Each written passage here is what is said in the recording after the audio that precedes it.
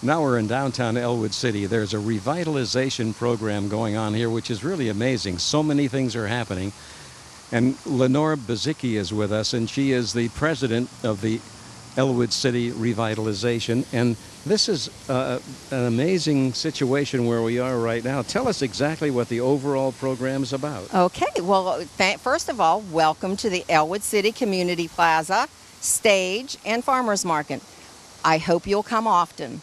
The overall program is that we needed a reason to have people to come back downtown to shop.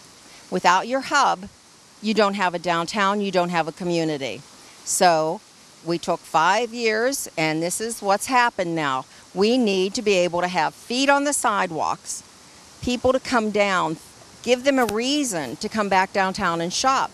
So we have a beautiful plaza that will have tables and chairs. We have a water feature that is unique to any community.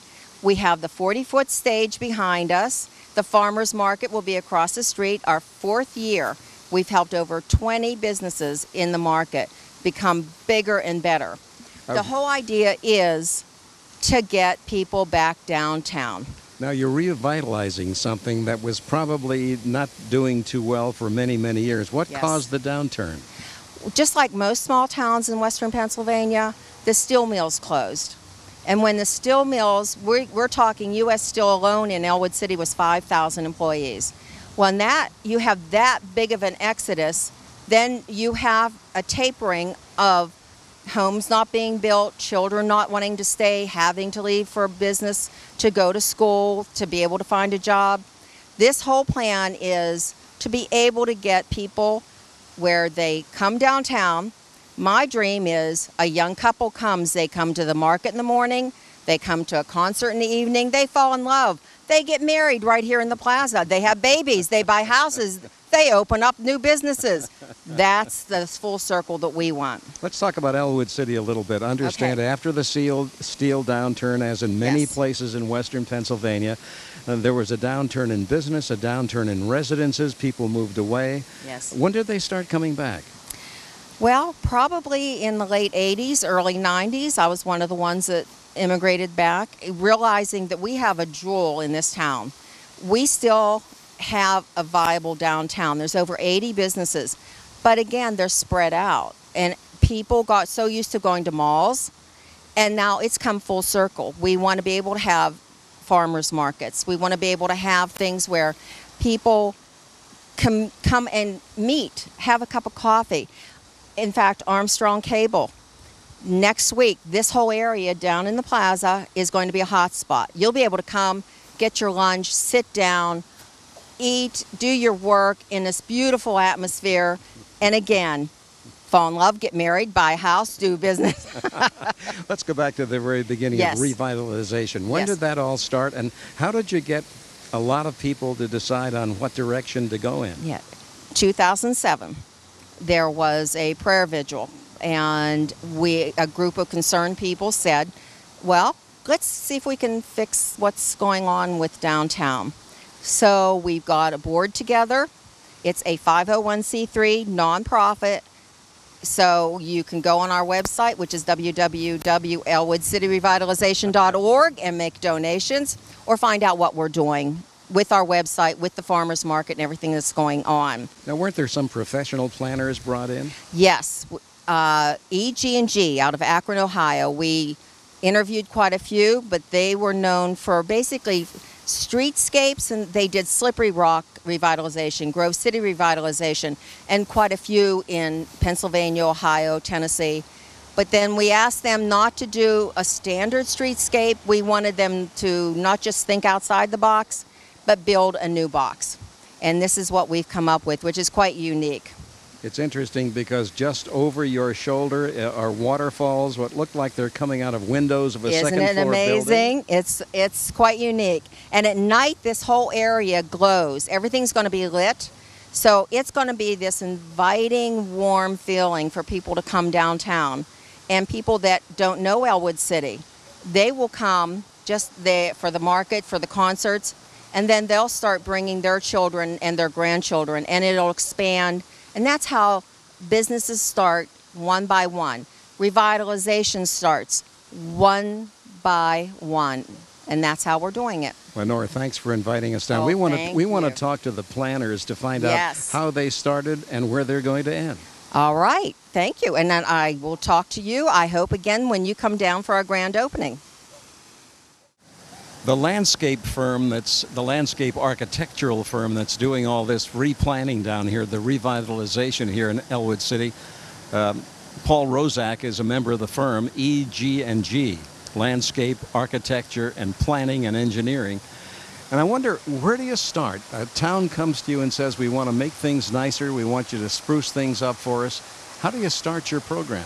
Well, we usually start by having the group we're working with assemble a steering committee, and then oftentimes, as was the case with Ellwood City Revitalization, they spun off some of their members into a design committee, and we worked closely with them to develop the design for this plaza to make it what they wanted for the community.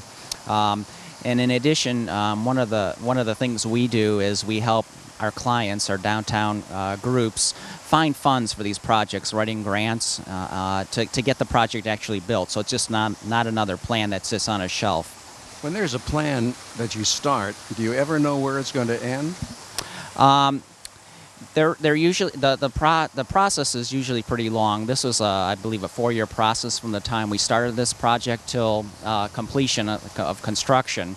But there usually is a definite known time. The grant process usually takes a good 1.5 or so to 2 years to get all that together. And once that's in place, then we can do the final construction documents and bid the project and get it constructed. I would imagine you know where the starting place is. Do you ever in the beginning, from the very beginning, know what the last project will be? No, you never do. Each project is different, and each project kind of evolves as you go along. We had a general concept when we started this project of what the design committee, what ECR wanted this project to be. But as we met at least once a month with the design committee, this project, the design just evolved into what it is you see here today. So it was a very lengthy process and involved in the design. Now you're starting in small towns with a lot of similarities, a lot of old buildings, an old downtown area. Wouldn't you think that maybe the same plan for Ellwood City would be the same plan you'd use somewhere else in some other small town? No, each plan, each design should respond, and what we attempt to do is make it respond to the individual community. There are some similarities, as you mentioned, with historic buildings and towns, but each town has its own unique history, its own background, and we try to use some of those elements in the history into the design of the project. How did you start here? What did you first look at and decide that's the starting point? With Ellwood City, we started meeting with a smaller group, and the idea started with developing the parking lot in the background and using that area for a farmer's market. And then this area we're in now, the plaza, there used to be 2 buildings here. When we came here, there was still 1 building right here, and the idea was to get this building torn down. It was not in very good shape. And that was kind of the starting point. The vision was to create this wonderful plaza, a gathering space for the central area for downtown, for the whole community to use and enjoy, and to have performances on the stage. It sounds to me like one of the major purposes of having a revitalization is to get people to come downtown again. And this will be the central portion of that? Yes, that is the idea, to really get people coming downtown again. Some of the unique things about this plaza, I think, that you don't see much of elsewhere downtown, is the wonderful tree canopy, the plaza. Very inviting for people to come. There's going to be tables underneath these trees for people to come and sit and have lunch and watch a performance in the evening on the stage. So it's really unique, and plus with the water feature, I think that's a very unique element that's going to really draw people into this plaza. It's been amazing to watch it so far. People just driving by when we turned the fountain on for the first time, people just stopping literally in their cars and looking at the fountain like, wow, where'd that come from? It seems to me that it takes a lot of money to do this, and you mentioned something about funding, some national funding perhaps, or state funding. Are there any local funds involved? There are some foundations involved. The Hoyt Foundation is one of the foundations that help fund this project, as well as some federal programs and state programs as well, grant programs. Paul, it's interesting. You've made great progress here. I know the residents we've talked to so far down here this afternoon love what you're doing, and it's good to talk to you. Thanks for being with us. Thank you very much, Larry. It's good to be here. The Ellwood City Chamber of Commerce Executive Director Terry Stramba is with us. And Terry, this is a remarkable project, this revitalization project. Does the Chamber work along with the revitalization group? The Chamber works hand in hand with revitalization. Our goal is to help develop opportunities for business here in town. So whether it's getting more feet on the street, as Lenore said, or doing campaigns to bring people into town, we're working very closely with them. Is business getting better over the last number of years? I believe it is, but I'm a transplant here, so my glass is half full when I look at it. I see nothing but opportunity. Others, I think, are coming around. We have a farmers market that we instituted 3 years ago, and it has grown in size. We probably have several hundred people that normally come out on a Saturday, and we've been displaced for the last 2 years while this is under construction, but next year when it comes back, I think everybody will get excited by the feet that puts on the street. Do people come from distances to come here? They do actually come from distances, which surprised me when I found out. We worked hard to get it listed on PASA and Local Harvest, and the Pittsburgh Gazette does a big thing on farmers markets. And people actually will get up in the morning and say, hey, let's go check out this market, because they're into the slow food movement and buy local, know your farmer. And then when they're here, they'll inquisitively ask, where can we get a cup of coffee? Or could we pick up lunch? So we see those people coming into town. How can we keep them here? Many people don't know very much about Ellwood City. What else goes on here that might attract people to drop by maybe for an afternoon or an evening or a day? Well, we have this lovely shopping district with a lot of little niche stores in it. If you look around, they're kind of specialty stores that have, from children's clothing to a unique antique collectibles store to a really high-end flower shop down the street. So we've got a lot down here that's our own best-kept secret. Besides that, we have little events during the seasons. We have the farmers market, of course, which we already talked about. Over the summer, we're well known for our Arts, Crafts, and Food Festival, and we have a beautiful park that a lot of people get introduced to at that festival and then come back to and enjoy throughout the year. We have a great system of walking trails. We have a fabulous library.